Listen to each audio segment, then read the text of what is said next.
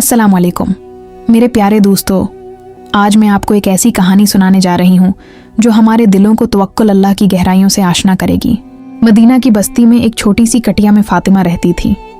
वो एक नेक दिल और साबर खातून थी। उसके शौहर का इंतकाल हो चुका था और वो अपने अकलौते बेटे हाशिम के साथ तन्हा जिंदगी गुजार रही थी। फातिमा के पास दुनियावी आसाइशें न होने के बराबर थीं, मगर उसका दिल अल्लाह पर तवक्कुल से माला माल था। वो हर मुश्किल में सिर्फ अल्लाह की तरफ रुजुआ करती और उसका यकीन था कि अल्लाह कभी अपने बंदों को तन्हा नहीं छोड़ता। एक दिन हाशिम सख्त बीमार पड़ गया। बुखार इतना तेज था कि उसका नन्हा जिस्म तप रहा था। फातिमा बेचैन हो गई, मगर उसने अपने होंठों से शुक्र और इस्तिग़फ़ार के कलमात जारी रखे।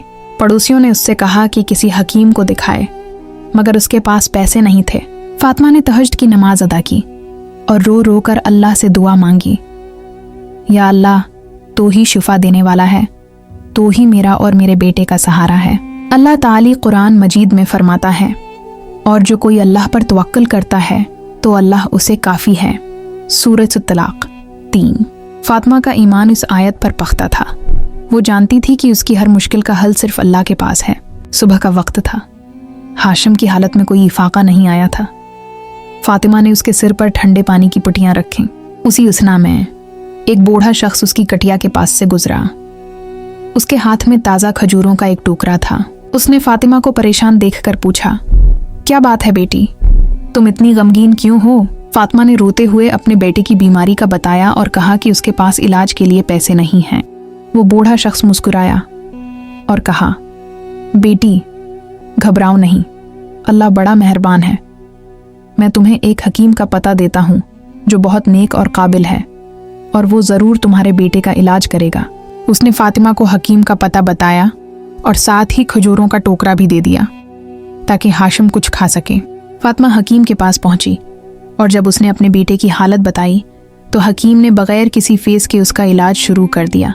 हकीम ने कहा, फातिमा, मुझे आज रात ख्वाब में रसूल अल्लाह सल्लल्लाहु अलैहि वसल्लम की ज़ियारत हुई और उन्होंने मुझे हुक्म दिया कि एक नेक दिल बीवा के बेटे का इलाज करूं जो तुम हो। ये सुनकर फातिमा की आंखों से आंसू जारी हो गए। ये अल्लाह पर तवक्कुल का फल था। हाशिम का इलाज हुआ और वो जल्द ही सेहतयाब हो गया। पड़ोसियों और लोगों ने जब ये वाक़या सुना तो सब अल्लाह की कुदरत और फातिमा के तवक्कुल पर हैरान रह गए। रसूलुल्लाह सल्लल्लाहु अलैहि वसल्लम ने फरमाया, अगर तुम अल्लाह पर ऐसा तवक्कुल करो जैसा तवक्कुल करने का हक है, तो वो तुम्हें ऐसे रिस्क देगा जैसे परंदों को देता है जो सुबह भूखे निकलते हैं और शाम को सैर होकर वापस आते हैं। जामा तिर्मिज़ी। फातिमा की जिंदगी इस हदीस की सच्ची मिसाल बन गई। इसने कभी दुनियावी वसाइल पर भरोसा नहीं किया, बल्कि उसका कामिल यकीन सिर्फ अल्लाह पर था। मेरे प्यारे दोस्तों, ये कहानी हमें सिखाती है कि तवक्कुल अली अल्लाह सिर्फ ज़बान से कहने का नाम नहीं, बल्कि दिल से यकीन करने का नाम है। जब हम अपनी तमाम उम्मीदें सिर्फ अल्लाह से वाबस्ता कर लेते हैं तो वो हमें ऐसे रास्तों से नवाजता है जहाँ से हमें गुमान भी नहीं होता। हमें हर हाल में अल्लाह पर तवक्कुल करना चाहिए, क्योंकि वो ही हमारा हकीकी मददगार है।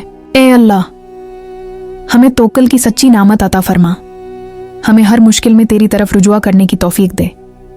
हमारे दिलों को अपने यकीन से भर दे। आमीन या रब्बिल आलमीन।